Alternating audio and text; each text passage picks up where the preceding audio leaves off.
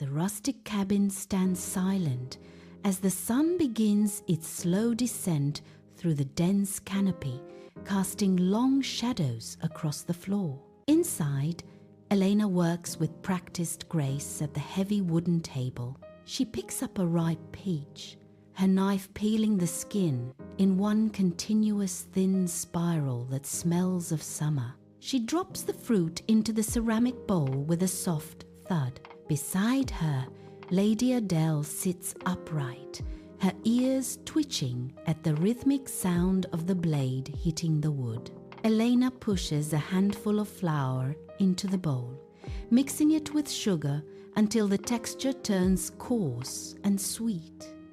Every movement is a quiet prayer in the fading light. She pours the mixture over the sliced peaches and slides the heavy iron pan into the glowing heart of the stove. The fire snaps and pops, casting orange flickers against the ancient log walls. Eleanor stands up, wipes her flour-dusted hands on her apron, and walks toward the door. Outside, the forest air is crisp and sharp.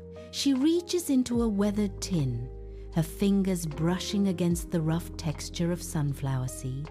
Stepping onto the porch, she pours the seeds into the hanging wooden feeder, the sound like falling rain against the wood.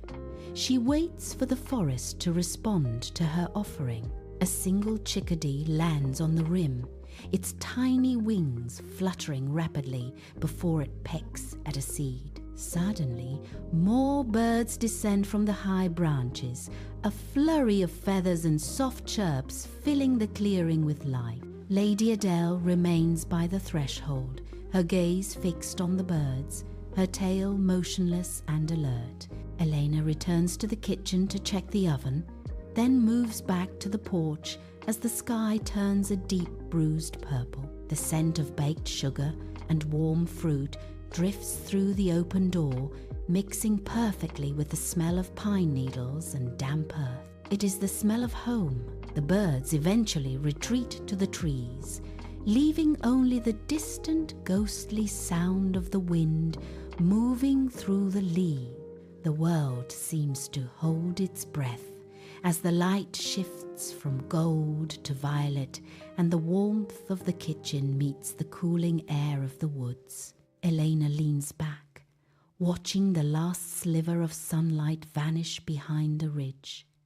Lady Adele curls against her legs. The cabin remains still, a small island of warmth in the darkening woods.